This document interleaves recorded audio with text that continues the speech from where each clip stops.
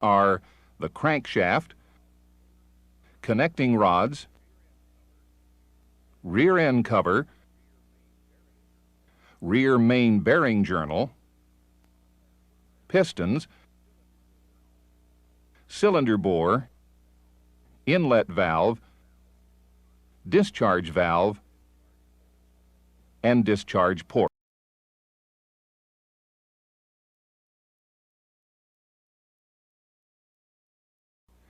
During the intake stroke, a slight vacuum is created above the piston in the cylinder bore, causing the inlet valve to open and move from its seat.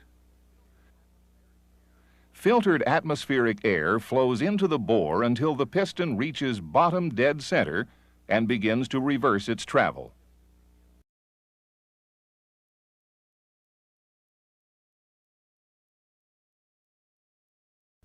As the piston begins its compression stroke, the inlet valve closes, and the air in the cylinder bore is compressed as the piston approaches top dead center.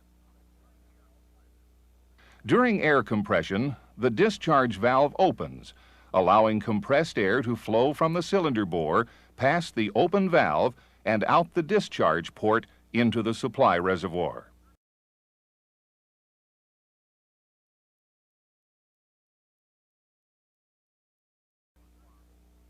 Returning to our full cutaway view of the compressor, we find that since the compressor contains two cylinders and the crankshaft has 180-degree opposed journals, one piston will be on its intake stroke while the other is compressing, building to maximum pressure.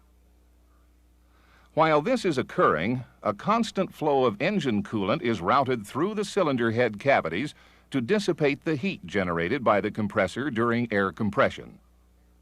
Rapid buildup of air pressure depends upon proper opening, closing, and sealing of both the inlet and discharge valving and unobstructed flow of air in the cylinder bores.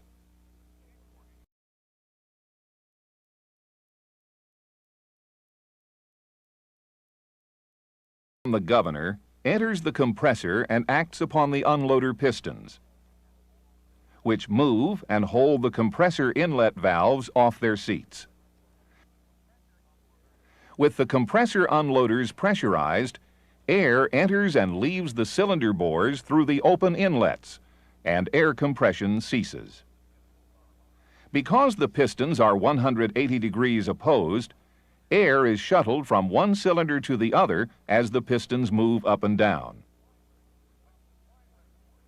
When supply reservoir pressure drops to the cut-in pressure of the governor, typically 100 psi, the governor pressure setting spring moves the piston, closing the inlet and opening the exhaust.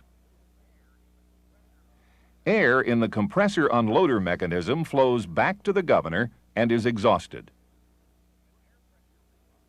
With air pressure removed, springs move the unloader pistons, allowing the inlet valves to return to their seats, and the compression of air resumes.